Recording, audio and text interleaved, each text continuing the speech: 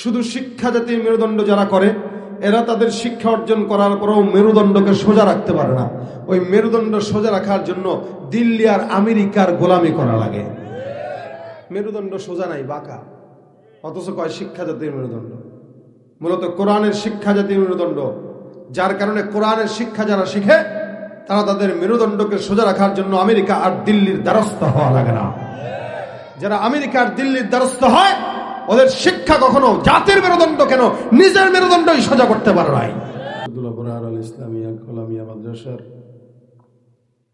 বার্ষিক ওয়াজ মাহফিলের আজকের সম্মানিত দিন ইসলাম প্রিয় ভাইরা, আল্লাহ রাব্বুল আলামিনের দরবারে অসংখ্য শুকর যে রব্বে কারীম আজকের দিনই মজমায় আমাদেরকে বসার আসার তৌফিক এনায়েত করেছেন।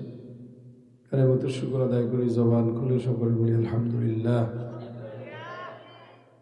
আল্লাহ পাক তৌফিক এনায়েত করলে অসুস্থ শরীর নিয়ে আমি আপনাদের সামনে উপস্থিত হয়েছি। আমাদের শ্রদ্ধা ভাজন বড় ভাই হযরত মাওলানা কাউসার আহমদ সোহাইল সাহেবের অনুরোধে এবং আদেশে। এই জন্য লম্বা চড়া কোনো কথা বলার মতো অবস্থা আমার নাই, একদমই সংক্ষেপ সময়ে কিছু কথা।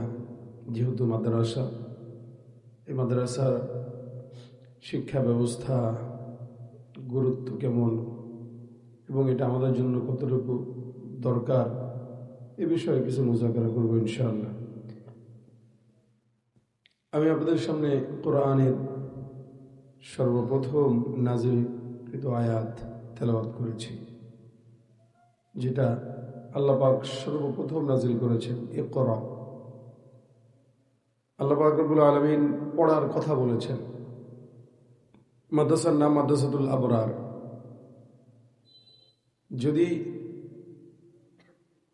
ইকরা এই জমিনে বেঁচে থাকে আর সাথে যদি আবরার শব্দযুক্ত না থাকে, তাহলে ওই ইকরার কোনো দাম হয় না। আর একটু ব্যাখ্যা করে বললে, একটা মানুষ পড়ে কিন্তু পড়া অনুযায়ী আমল করে না, সে আবরার হইতে পারে না। আবরার হওয়ার জন্য পড়া অনুযায়ী আমল করা দরকার। আল্লাহ পাকের ফজল ও করমে মাদ্রাসার নাম যেহেতু আবরার, আল্লাহ পাক যেন মাদ্রাসার ওস্তাদ ছাত্র সবাইকে আবরার হিসেবে কবুল করে, জোরে বলেন আমিন। এ দুনিয়াতে শিক্ষা ব্যবস্থা দুইটা, একটা দ্বীনি আর একটা দুনিয়াবি। দুনিয়াবি শিক্ষাকে আমরা জেনারেল শিক্ষা বলি, দ্বীনি শিক্ষাকে আমরা মাদ্রাসার শিক্ষা, কোরআনের শিক্ষা বলি। আল্লাহ পাক সর্বপ্রথম পৃথিবী, আসমান, জমিন এই সৃষ্টি করে রব্বুল আলামিন বান্দা কি পথে চলবে, কোন ভাবে চলবে, ওইটার মাপকাঠি দিয়ে দিয়েছেন আল কোরআন। আল্লাহ পাক কোরআনে অন্য জায়গায় বলেন, আর রহমান আল্লামাল কোরআন খালাকাল ইনসান।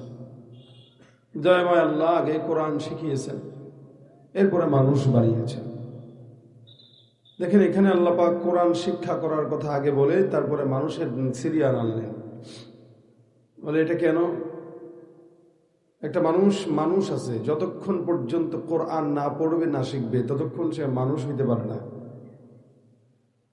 যেই ইকরা শব্দটা আমি আপনাদের সামনে পড়লাম, এই ইকরা শব্দের ভিতরে আল্লাহ পাক গোটা দুনিয়ার সবকিছু ঢুকাই দিয়েছেন। গোটা দুনিয়ার সবকিছু এটার ভিতরে ঢুকাই দিয়েছেন আল্লাহ। বলে কিভাবে? বলে ইকরা যখন থাকে তখন সমাজে দুর্নীতি থাকে না। ইকরা মানে কি বলেন তো? বলেন, আওয়াজ দিয়ে বলেন, খালি কথা চুপচাপ শুনেন না, বললেন, মুজাকারা করেন। ইকরা মানে পড়ো। অর্থাৎ এই পড়ো এটা যদি না থাকে, ইকরা যদি না থাকতো, তো এই সমাজে কোনো কিছুই আমরা ঠিকঠাক মতো পেতাম না। সমাজে অন্যায় অবিচার থাকতো, জুলুম নির্যাতন থাকতো, সন্ত্রাসী থাকতো। ইকরা যদি না থাকতো তাহলে এই সংসদে কোরআন থাকতো না। ইকরা যদি না থাকতো এই জমিন আসমান এগুলো ধ্বংস হয়ে যেত। কেন? কারণ হলো ইকরা যখন মানুষ করে, অর্থাৎ যখন মানুষ আল্লাহ পাকের কোরআন পড়ে, তখন সে জানে এবং বুঝে যে কোরআন পড়লে, কোরআন পড়ার মাধ্যমে সে বুঝতে পারে যে সমাজে কোনো অন্যায় করা যাবে না। কোরআন পড়ার মাধ্যমে সে বুঝতে পারে সমাজে কোনো দুর্নীতি করা যাবে না। কোরআন পড়ার মাধ্যমে সে বুঝতে পারে সমাজে চাঁদাবাজি, সন্ত্রাসী, জেনা, ব্যভিচার এগুলো করা যাবে না।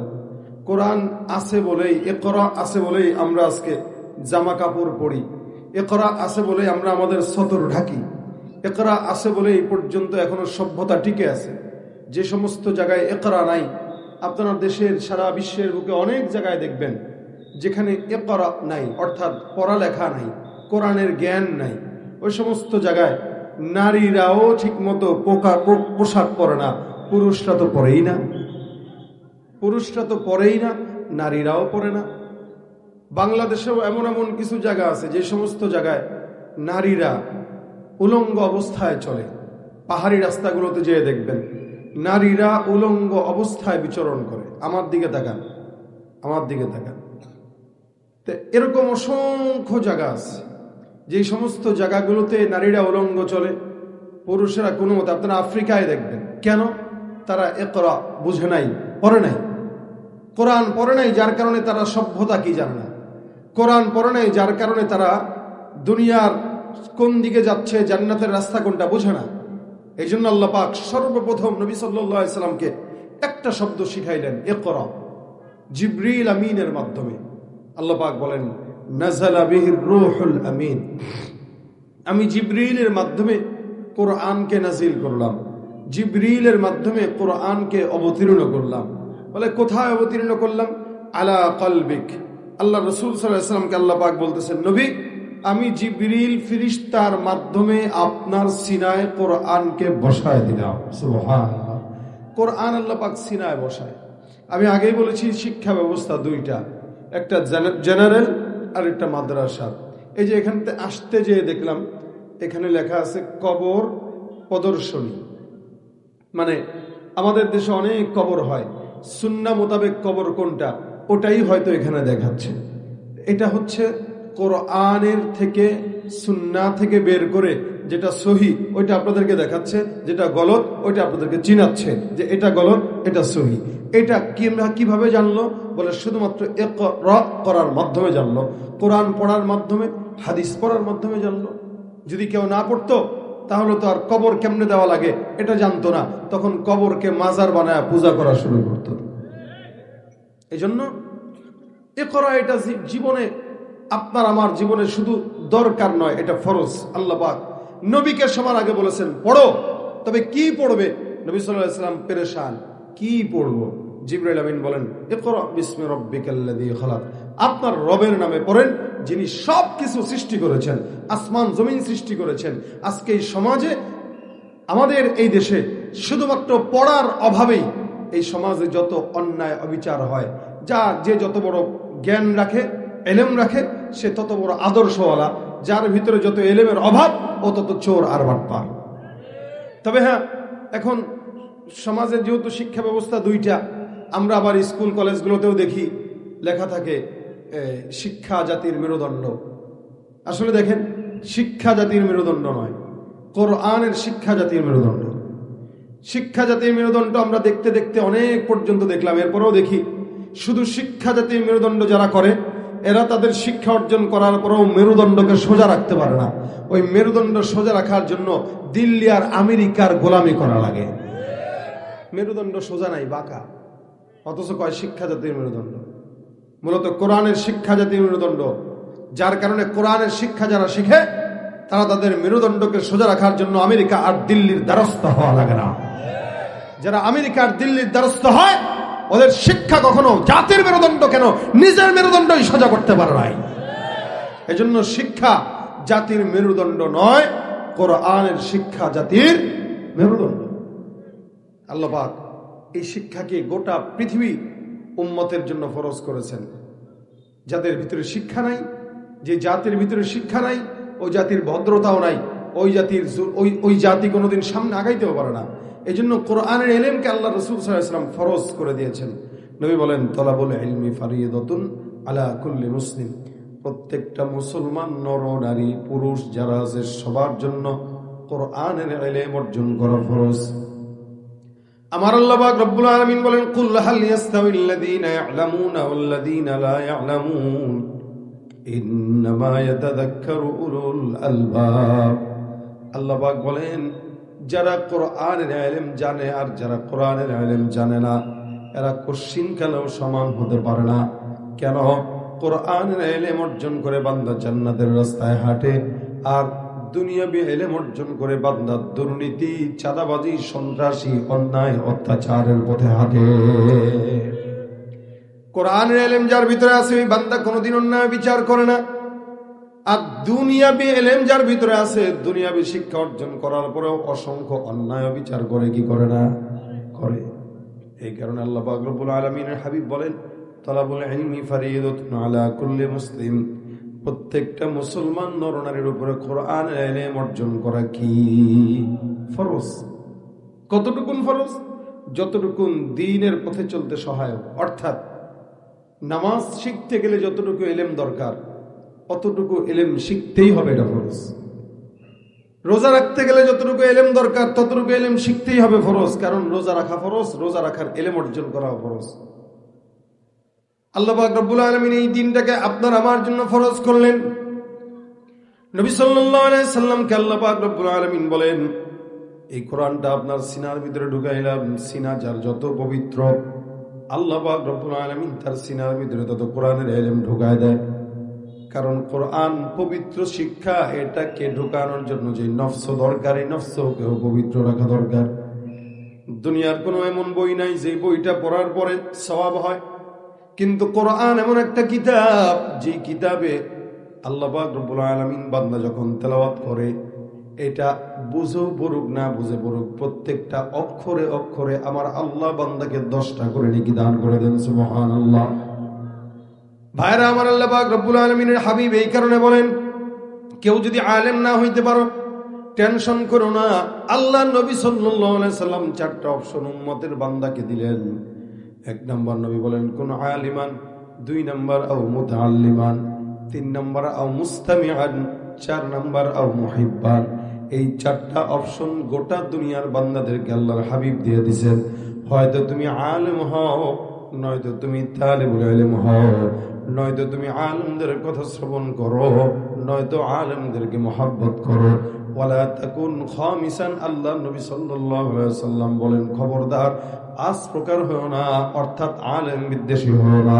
কারণ যারা আলেম বিদ্বেষী হয় তারা আল্লাহ পাক রব্বুল আলামিন জমিনেও ধ্বংস নিবার্য করে, মরণের পরেও ধ্বংস নিবার্য হয়।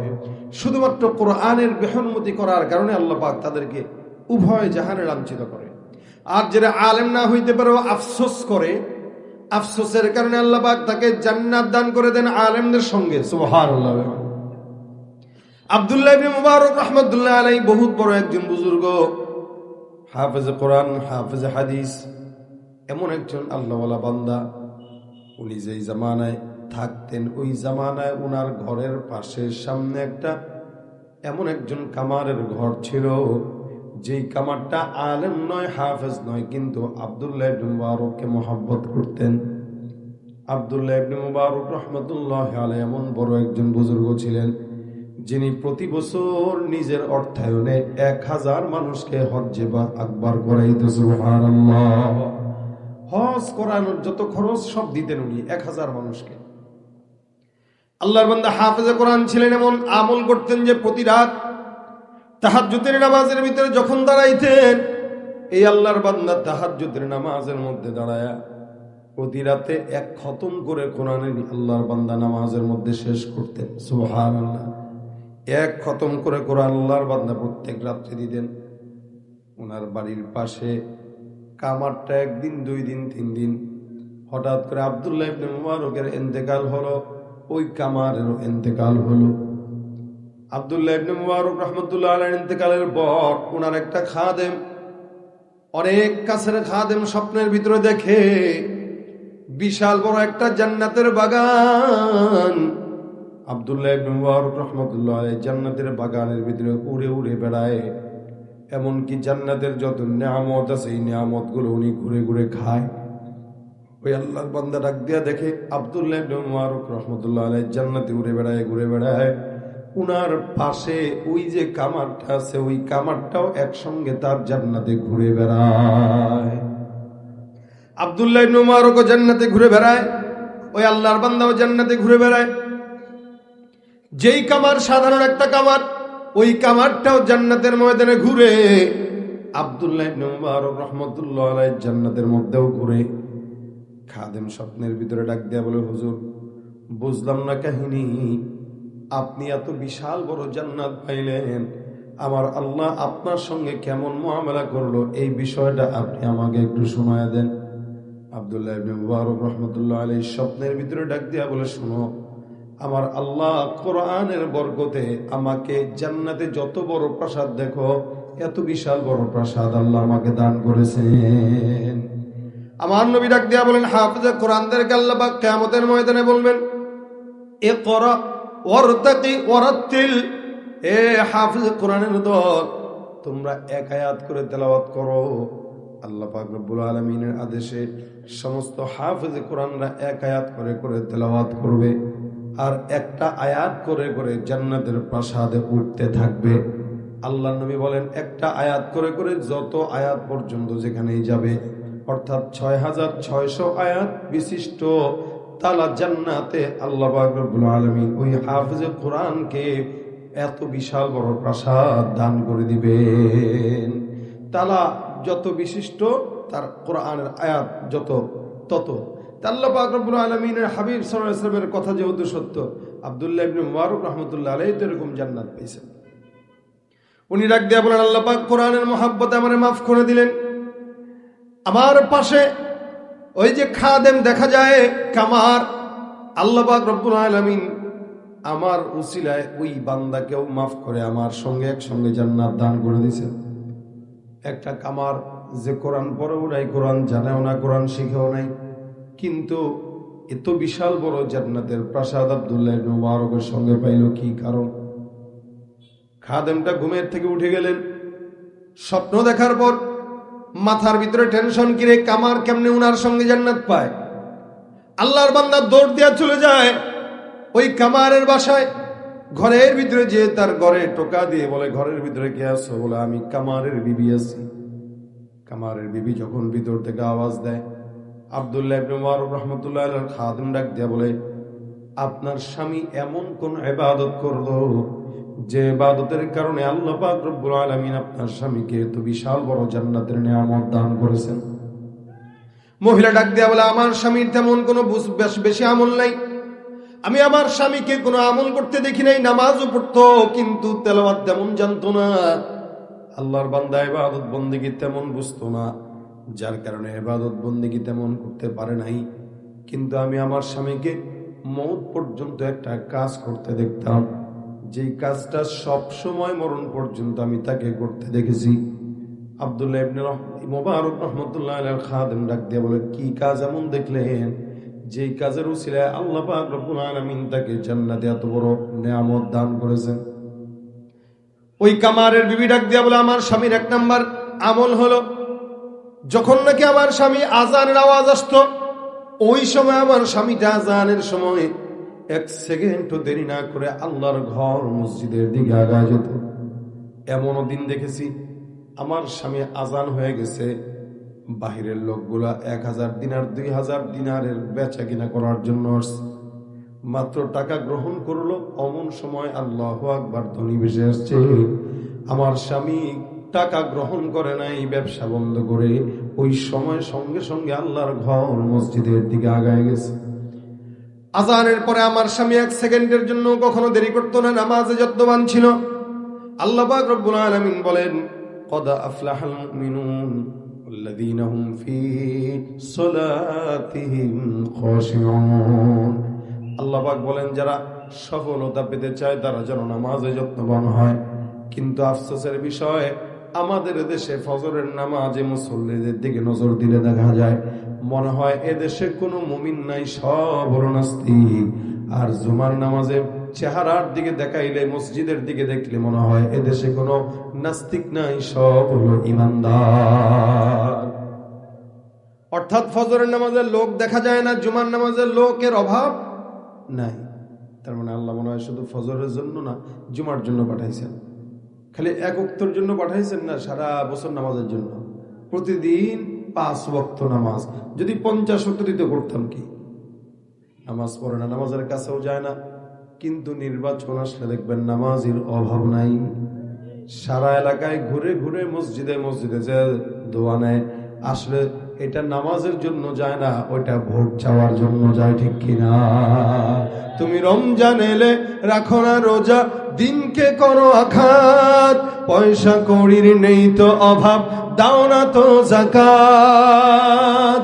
তুমি ইমানদারির বড়াই করো, নেই তোমার ইমান, তুমি ইমানদারির বড়াই করো, নেই তোমার ইমান। তুমি কেমন মুসলমান, তুমি কেমন মুসলমান? নামাজের সাথে নাই পরিচয়, মানো না কোরআন। নামাজের সাথে নাই পরিচয়, মানো না কোরআন। তুমি কেমন মুসলমান? যারা মুসলমান দাবি করে নামাজ পড়ে না, তারা আসলে মুসলমান হতে পারে না, ঠিক কিনা? ভাইরা আমার, এই আল্লাহর বান্দার প্রথম গুণ ছিল নামাজ হওয়ার, আজান হওয়ার সাথে সাথে মসজিদে দৌড়। 2 নম্বর গুণ ছিল প্রতিদিন আব্দুল্লাহ ইবনে মুবারক রাহমাতুল্লাহি আলাইহি তার বাড়ির ছাদের ভিতরে উঠে তাহাজ্জুদের নামাজে কোরআন খতম দিতেন। আমি আমার স্বামীকে যদিও দেখি নাই সে হাফেজ, এই কামার কোরআন পড়তে জানতো না, কিন্তু প্রতি রাত তাহাজ্জুদের আজানের নামাজের সময় আল্লাহর বান্দা আব্দুল্লাহ ইবনে মুবারকের দিকে তাকায় তাকায় বলতো, আল্লাহ, আমার মতো নালায়েকার কেউ নাই যে ওই বান্দা কেমন করে নামাজে কোরআন তেলাওয়াত করে, কিন্তু আমি একজন মুসলমান হওয়ার পর আমি কোরআন না জানার কারণে নামাজে কোরআন তেলাওয়াত করতে জানি না। আমার স্বামী আফসোস করতো আর কান্না করতো, বারবার তাকায় থাকতো, আর ঘরের ভিতরে এসে কোরআনটাকে সিনার ভিতরে নিয়ে চুমা খাইতো, আর বারবার কোরআনকে মাথায় নিত, কোরআনকে বুকে নিত, চুমা খাইতো। কখনো আব্দুল্লাহ ইবনে মুবারকের বুকে নিত, তার সঙ্গে সম্পর্ক গভীর রাখতো, মহব্বত রাখতো। এই যে গভীর সম্পর্ক রাখার কারণে আল্লাহ পাক রব্বুল আলামিনের এই বান্দা মরণ পর্যন্ত কোরআনকে মহব্বত করে গেছে, কিন্তু কোরআন পারে নাই, পড়তে জানে নাই, শিখতেও পারে নাই। আল্লাহ পাক রব্বুল আলামিনের বান্দা কোরআনকে মহব্বত করছে। এই খাদেম ডাক দিয়া বলে, আমি আপনার স্বামীর 2টা আমলের কারণেই বলতেছি, আল্লাহ পাক রব্বুল আলামিন আপনার স্বামীকে আব্দুল্লাহ ইবনে মুবারকের সঙ্গে জান্নাত দান করে দিয়েছেন।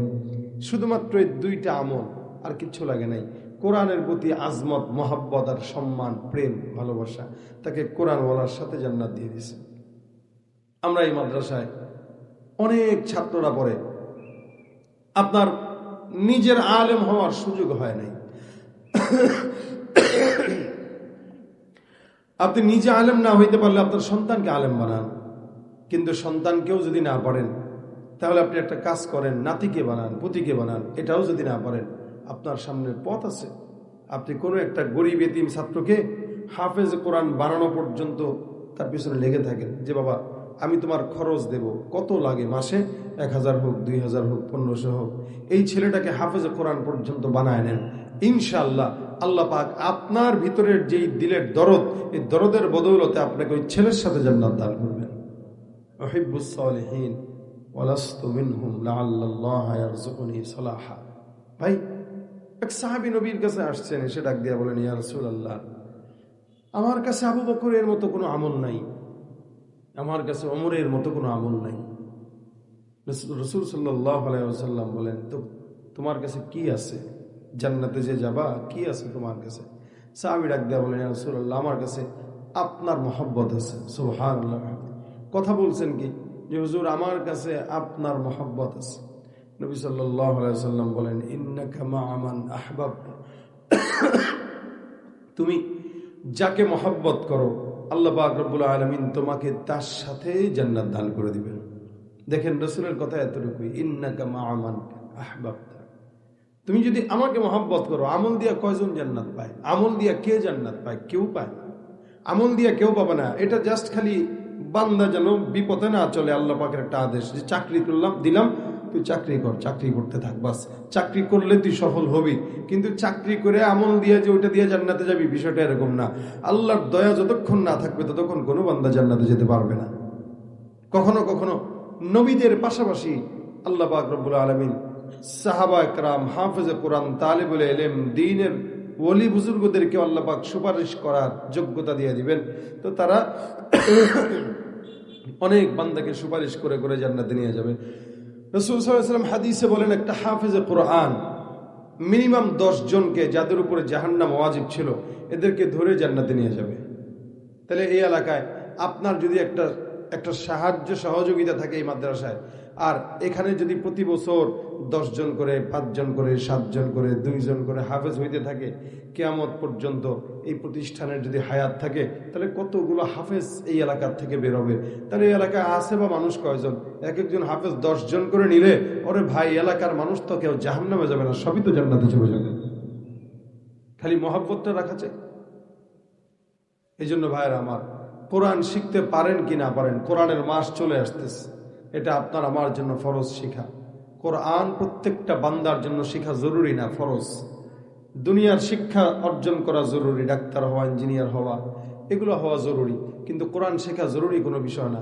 এটা আপনার আমার জন্য ফরজ বিষয়, যেটা না হইলে হবে না, হইতেই হবে। এই জন্য রমজান, কোরআনের মাস আসতেছে।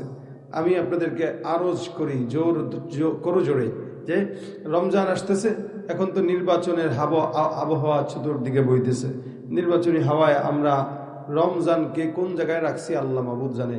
আগে শবে বরাতের 1 সপ্তাহ 10 দিন আগের থেকে মানুষ একটা আগ্রহ নিয়ে থাকতো যে শবে বরাত আসতেছে, রমজান আসতেছে, কিন্তু এখন শবে বরাতের খবর নাই, রমজান তো দূরের কথা, এখনো অনেক দিন বাকি। এই জন্য এইটা রমজানকে দূরে ফেলায়েন না। রমজান সামনে আসতেছে, মাদ্রাসায় আপনারা ওস্তাদের সাথে কথা বলে যে হুজুর আমাদেরকে প্রত্যেক মাসে একদম একটা কোরআন শিক্ষার কোর্স খুলে দেন, আমরা সপ্তাহে 3-4 দিন করে সময় দেব, 10 মিনিট হোক, 20 মিনিট হোক, 15 মিনিট হোক, আমরা একটু সময় দেব। এরকম করে যদি আপনারা সময় চান, ইনশাআল্লাহ হুজুররা আপনাদেরকে সময় দিবে। ভাই, মহব্বত রাখেন কোরআনের সঙ্গে। অনেক বান্দারা শুধুমাত্র মহব্বতের কারণে নাজাত পায়, অনেকে মাদ্রাসায় সাহায্যের কারণে নাজাত পাবে। এটা কোরআনের সঙ্গে যে কোনোভাবে আপনি সম্পর্ক করেন, সেভাবেই আল্লাহ পাক আপনাকে আমাকে নাজাত দিয়ে দিবে ইনশাআল্লাহ, শুধুমাত্র কোরআনকে ভালোবাসার ওসিলায়। এই জন্য আমরা নিজেরা শিখবো। রমজান আসতেছে, চেষ্টা করব আমরা রমজানে কোরআন শিক্ষা করার এবং কোরআন খতম করার, কোরআন তেলাওয়াত করার। এখন থেকে একটু একটু করে প্রত্যেক দিন কমাস কম করে একটু একটু করে আমরা তেলাওয়াত করার চেষ্টা করব, যাতে করে আমাদের কোরআন রমজান পর্যন্ত তেলাওয়াতটা এরকম জারি থাকে। আর পাশাপাশি মাদ্রাসার জন্য একটু সাহায্য সহযোগিতা করব। আপনার সাহায্য সহযোগিতা করার অভ্যাস আছে কম, আপনি কম দেন। আপনার ইচ্ছা আছে বেশি দেওয়ার, বেশি দেন, অর্থাৎ যতটুকু সামর্থ্য হয় ততটুকু দেন। ইনশাআল্লাহ এই সহযোগিতা আপনার নাজাতের উসিলা হবে। এ কারণে ভাইয়েরা আমার, আমি আপনাদের আজকের এই মজমা থেকে আমি দুর্বল হয়ে আছি, এই কারণে আপনাদেরকে বেশি খোঁচাইও নাই, আমি নিজেও কষ্ট করতে পারতেছি না, আপনাদেরকেও কষ্ট দিই নাই। আপনারা চুপচাপ শুনছেন, কিন্তু পরবর্তীতে আমাদের আজকের অন্যান্য যে আলোচকরা আসবে, ইনাদের বেলায় চুপচাপ থাকেন না, দয়া করে একটু স্বতঃস্ফূর্ত আওয়াজ দিয়েন, তাহলে ওনারা কিছু কথা বলতে পারবে। বিশেষ করে আজকে শামসুদ্দোহা আশরাফী সাহেব উনি আসছেন। শামসুদ্দোহা আশরাফী সাহেব আপনাদের এই এলাকার থেকে, এই অঞ্চল থেকে, সম্ভবত আপনাদের এই এলাকাও পড়ছে, উনি এমপি পদে দাঁড়িয়েছেন, সংসদ পদপ্রার্থী হয়ে দাঁড়িয়েছেন। আমি আপনাদেরকে বলবো, আপনাদের এই কি বলে লালমাই বলেন বা এটা কি এলাকা, নাঙ্গলকোট বলেন, এই অঞ্চলগুলা ওনার মতো যোগ্য প্রার্থী আমি জানি না আর আছে কিনা আমার দৃষ্টিতে। কারণ উনি একজন যোগ্য আলেম, যোগ্য মুফতি সাহেব। কি বলেন আপনারা? নাকি এই কথা বলছি আর ঠিক মুখ দিয়ে বের হয় না? না না, আমার নেতা অমুক, আমার নেতা। আপনার নেতা হইতে পারে, কিন্তু এদেশে আমরা অনেক নেতা দেখেছি শিক্ষিত আবার চোরও। কিন্তু শামসুদ্দোহা আশরাফী একজন ব্যক্তি যিনি শিক্ষিত নয় শুধু, কোরআনের আলেম, চোর হওয়ার সম্ভাবনাই নাই। ইনশাআল্লাহ এই সমস্ত ওলামা একরাম, মুফতি সাহেবরা যদি সংসদে যায়, আগামীর সংসদ কোরআনের সংসদ হবে, আগামীর সংসদ ইসলামের সংসদ হবে। কথা বলেন ঠিক কিনা? এই জন্য আমরা কি চাই আলেমদেরকে ক্ষমতায় দেখতে? কারা কারা চান দু হাত তুলে দেখায় দেন। নারায়ে তাকবীর, নারায়ে তাকবীর। যাদের হাতে যায় ক্ষমতা, দেশ যেন বাপের ভিটা, রাখতে চেয়ার শুরু করে বিদেশিদের পাচাটা। যাদের হাতে যায় ক্ষমতা, দেশ যেন বাপের ভিটা, রাখতে চেয়ার শুরু করে বিদেশিদের পাচাটা। বিদেশিদের কথা মতো চালায় ওরা নিজের দেশ। দেখতে দেখতে গোল্লায় গেল আমার সোনার বাংলাদেশ, দেখতে দেখতে গোল্লায় গেল।